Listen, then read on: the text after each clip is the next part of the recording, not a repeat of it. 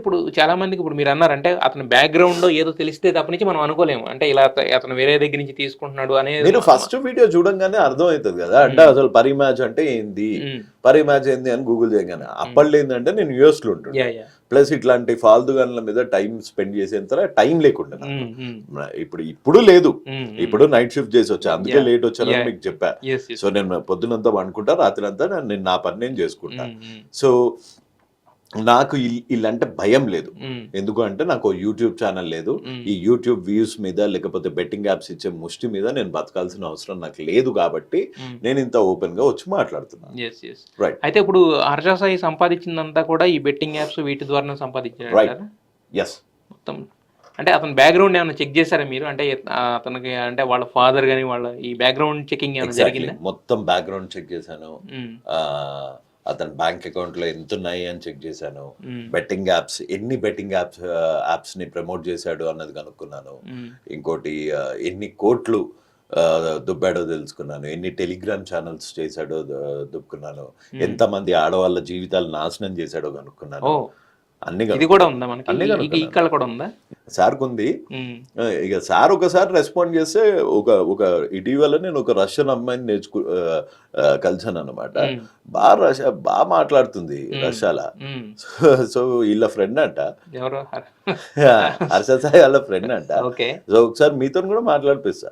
Okay okay, మీరు మాట్లాడారు కదా, అది ట్రాన్స్లేట్ చేయించాలి ఏమన్నా అంటే నాకు ఇంకా మొత్తం రష్యా రాలేదు, పూర్తిగా రష్యా అది నిశ్శబ్ద యుద్ధం లాగా ఉందన్నమాట ఆ భాష. సో అది పబ్లిక్ గా టీవీలో చెప్పచ్చో చెప్పలేమో తెలియదు.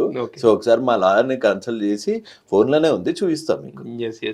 అయితే యాక్చువల్గా హర్ష సాయి అనగానే ఇప్పుడు ఎక్కువ ఇంటర్వ్యూలు కానీ ఇవి కానీ కనిపించవు, అతని బ్యాక్గ్రౌండ్ నేను తెలియదు కదా.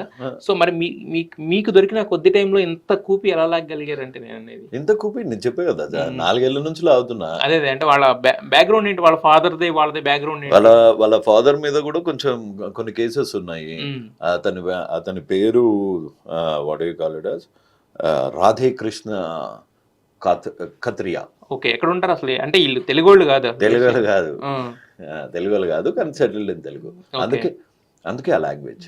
ఓకే, అంటే కొంచెం బ్రేక్ బిట్స్ అండ్ పీసెస్ కింద, బిట్స్ అండ్ పీసెస్ అది ఏందో కూడా తెలియదు అది.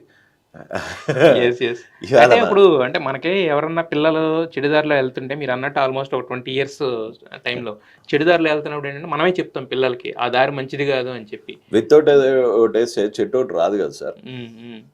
సో ఇంట్లో మదర్ కూడా చెప్పి ఉండదు అంటారా? అంటే వాళ్ళ మదర్ చనిపోయారు, పాపమ్మ చనిపోయారు. అయ్యా వాళ్ళ మదర్ చనిపోయారు. సో నాకు వాళ్ళ ఫాదర్ మీద కోపం లేదు, ఇతని మీద పర్సనల్ కోపం లేదు.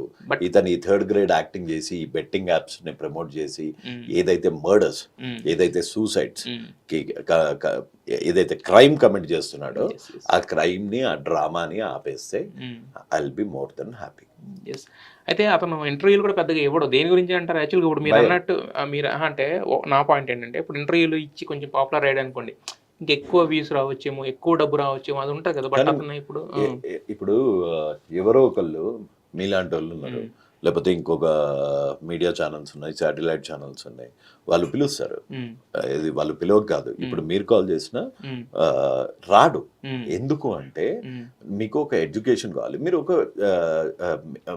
ఒక స్క్రిప్టెడ్ ఇంటర్వ్యూ కాకపోతే, పెయిడ్ ఇంటర్వ్యూ కాకపోతే మీరు ఒక క్వశ్చన్స్ అడుగుతారు. నువ్వు అలా అన్నన్ని డబ్బులు ఇస్తున్నావు, నీ సోర్స్ ఆఫ్ ఇన్కమ్ ఏంటి అని అడుగుతారు. ఫస్ట్ క్వశ్చన్ అదే ఉంటుంది. సో అప్పుడు ఏమని చెప్తాడు? నేను కష్టపడి జాబ్ చేశానని చెప్తాడా, లేకపోతే మూటలు మోసానని చెప్తాడా? Engineering first year drop out, మీకు నీకు డబ్బులు ఎక్కడి నుంచి వచ్చాయంటే ఏమని చెప్తాడు? యూట్యూబ్ వ్యూస్ గురించి కూడా మీకు ఒక ఐడియా ఉంటుంది. మిలియన్ వ్యూస్ షార్ట్ లో వస్తే ఎంత, మిలియన్ వ్యూస్ ఫుల్ లెంత్ వీడియోకి వస్తే ఎంత? ఓన్లీ థౌసండ్స్ లోనే ఉంటది, ఈవెన్ లాక్స్ లో కూడా ఉండదు. ఓన్లీ లాక్స్ లో ఉన్నాయి అనుకున్నాం. అతని ఇల్లు చూసారా మీరు ఎప్పుడన్నా? చూడలేదు. గర్వంగా చూయించుకుంటున్నారు. సో చూపిస్తామని అనుకుంటున్నాను. ఇఫ్ యు ఆర్ ఓకే, నేను చూపించచ్చా? డెఫినెట్లీ. ఓకే, అతని ఇల్లు చూస్తే మీరు యాంకరింగ్ వదిలేసి మీరు కూడా బెట్టింగ్ యాప్స్ చేస్తారు. ఇది మొన్న ఒక కార్ నిలబెట్టి చేసాడు, అదేనా? లోపల కార్ పార్క్ చేస్తుంది, అదేనా? ఎగ్జాక్ట్లీ, అతని ఐడియానే కదా.